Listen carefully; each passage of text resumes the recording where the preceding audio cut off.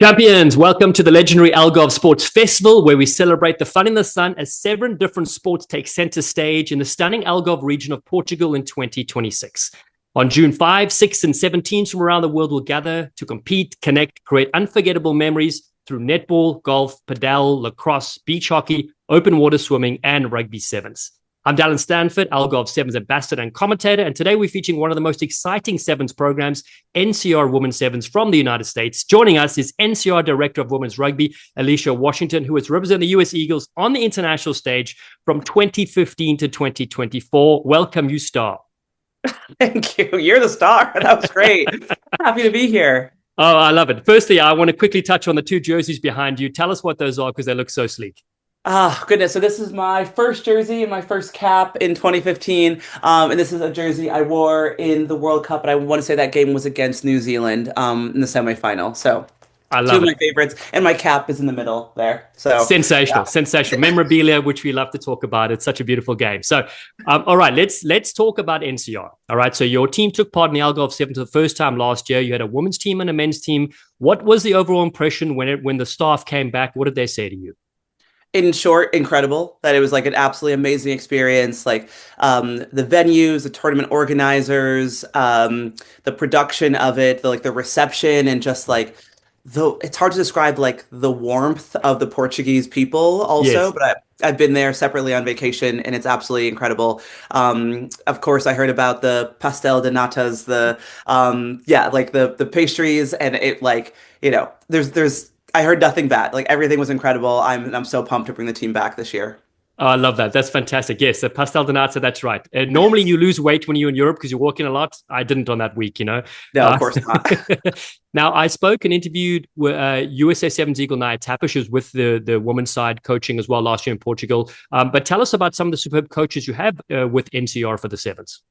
Yeah, I heard nothing but great things that Naya brought to the team last year. We definitely wanted to make that a recurring theme that we bring in top talent. So one of our coaches this year will be 2014 World Rugby Player of the Year, Magali Harvey, which I'm really excited about. Canadian international who brings so much experience, flair, and can really connect with the players. So you heard it here first because NCR, we haven't announced this yet. So I was going to say that's huge because, news. by the way, World Rugby just dropped one of her iconic tries when she ran 95 meters and beat 20 players. Yes. So she's going to be working with NCR and coaching.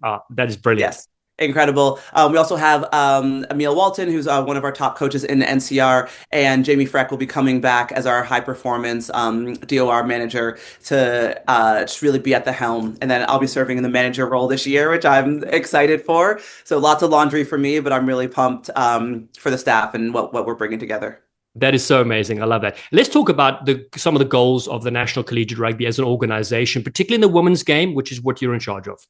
Yeah, our goals are shoot for the stars, truly. Like eventually, we do want 100% of collegiate rugby within NCR, and we believe we have a great product to offer all of our members, all of our coaches, our referees, top to bottom. We're working really hard as a staff to be just a flagship rugby program, not only in the States, but around the world. And, we're preparing for CRCs right now, like our national sevens tournament, which is the largest collegiate sevens tournament in the world. So we have a lot on our plates, but I think we have the staff to continue to make a really great product for our membership. Yeah, absolutely love that. And this is the amazing thing about NCR, exposing the game to players who may not otherwise have found it. So I love that what you're doing, particularly for the women's game as well. But I always have this question I love to ask international players, particularly from the USA, where I've been for a long time. How did you find rugby? How did you first touch rugby ball? Oh, goodness. Yeah. So I went to the University of Connecticut, and I originally went there for track and field to throw, shot put, and discus. I kind of fell out of love with that, even leaving high school. And my friend was like, let's go join rugby. And I was like, literally, what is that? I'd never even heard of it. And I show up to practice, and it ended up being like a rookie get to know you sort of practice night. So all of a sudden I went from like a 17-year-old, like little Alycia, I was never little, but like, little Alycia, just so afraid on like a campus of like tens of thousands of people. And then all of a sudden I had 45 new best friends in a night. And then that next weekend, so if that was a Thursday, I was on a bus that Sunday to Brown University and had my first game there. And they were like, hey, you're going to be an 8-man. Your head goes here. And I was like, coming from track and field, I was like, my head goes where? And yeah, so that was 2008, and I haven't looked back. That was the best decision I think I've ever made. It's fascinating. It's just so amazing to how everyone finds rugby here uniquely. Now let's fast forward then. What has been your favorite memory looking back representing the United States? Oh, goodness gracious, there's been so many. I always come back to, as wasn't even something like I was on the field, but when we were at the 2017 Rugby World Cup in Ireland, and this is before we had quarterfinals, so you needed to finish either top in your pool or be the second or be the best second place team. And so we had Italy won with a bonus point, Spain won with a bonus point, but we needed to at least get a bonus point against England. I'm getting chills like even thinking about it right now. And the last play of the game, Kayla Kinnett was playing nine, had a pick and go to Abby Gustitis, who offloaded to Chris Thomas to secure our fourth try against England, and that secured us a spot. And then as a second row, I was on the pitch because a second row, one of you needs to go 80 minutes, and that was me that game, which I was like so proud of that the coaches left me in. And I remember just collapsing to my knees, like hands over my head, like praise be, we did it.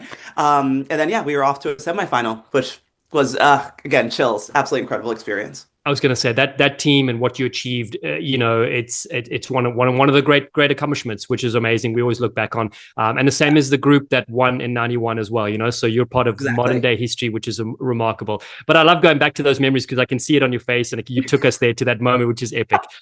Okay, so now you're involved. Obviously, we said heavily in all forms of rugby. Tell us about being involved in the broadcasting side of the game and how you enjoy that.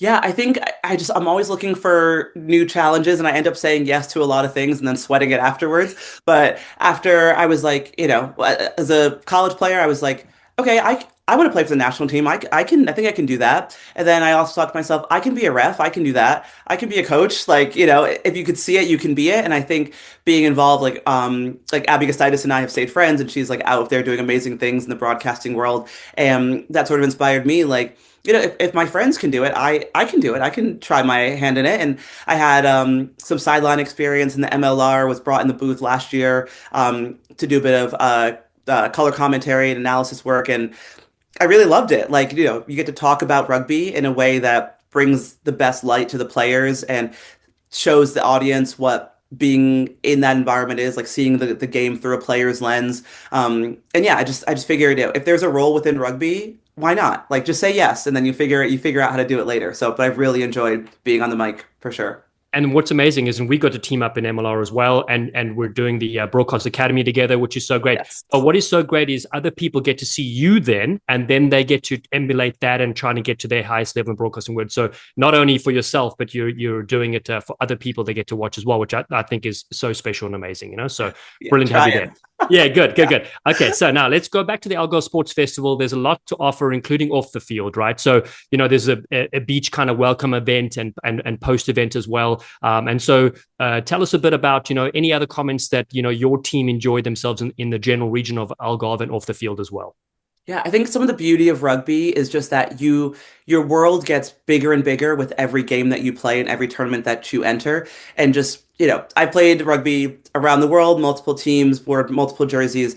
And the amazing thing is that I just know that any table being served by a rugby person is a table I'm invited to. And the players get to know that as well, that, like last year we brought a team to Algarve and they made lifelong friendships, relationships, connections there. We brought a team to England, it was the same thing there. And I think just making your world bigger through your connections is something like so unique and beautiful to rugby. Because even though, you're pummeling each other, whether it's for 80 minutes or 14 minutes, then you're best friends afterwards and you can share a meal together. And I think that beauty of rugby is what keeps people in the game. That's what keeps us all invested, what keeps us giving back and promoting. That's why rugby has been able to grow in the States so significantly, is because of the connections like this. So these tournaments are absolutely monumental to our players, and they're really fighting hard to secure a spot. So yes, I was going to ask you about that. How Yes. does one select a team? Because these are players that are coming from all different regions, and I know you have got big events, marquee events that you could see them as well. But that must be a challenge, right? Choosing your best team. Dallen, it is the best and worst part of my job, I think, because you just know, like, I've been there as a player. I've been there on the bright side of selection, and for me, the wrong side of selection. And you just know how hard these players are working, and you want to reward them for that work. But we do have a set roster that we can bring. So the coaches and I, we have a couple hours set aside to do our final selections, but we've been reviewing a lot of film from our NCR All-Star event, getting coach recommendations on where the players are at and involving their university coaches in their selections so we can work with them on their development plans and whatnot. But it's never easy. And I imagine I will lose some sleep over it because this is a big decision, and I hope the players know how big of a decision it is for us coaches, or the management team.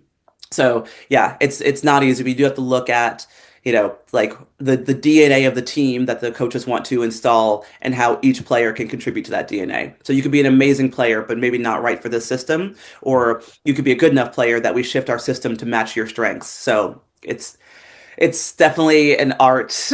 It is. No, it really is. It's like people don't often see, the people that have to, as a coach and as a selector, you have to deliver sometimes the bad news or tell people, hey, these are some things to work on for next year. And we're going to go back again and travel. And you do provide so many opportunities. So what are some of the goals for playing in an event like the Algarve? Last year, your women's team made the finals. They were outstanding all weekend long. The men's team won the open division as well. And so how does NCR look at that? We come into every tournament wanting to win, and I think like we do have like certain like process elements that we need to hit, and so winning is the result of getting those processes right. But I think like the first goal is to get everyone on the same page, get the players connected, get them bought in, and then from there, then you could start to like I think as a coach, like you're norming, storming, and performing, and that's so we'll hopefully build up some norms, get out some kinks and trainings, and then once we get into competition, we'll hit the ground running and can start our real performance through the weekend. But our goal is to win the tournament. So the norming, storming, and performing. I love that. Yes. I'm gonna bring that into my book. I learned that like an HR class in grad school or something, but it applies in so many different ways. So yeah. So good, so good, brilliant. Okay, well, listen. How can people find more information about NCR? Obviously, your squad is setting standards around the world now, which is amazing. Not just in the US. How can people get in touch?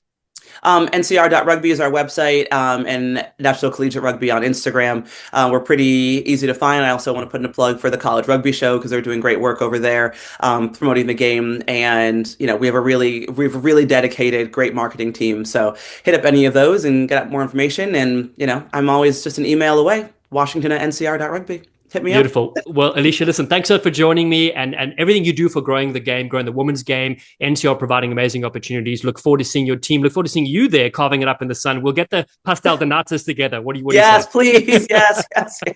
A whole tray, please. Nothing short of a tray for me. Perfect. Superb.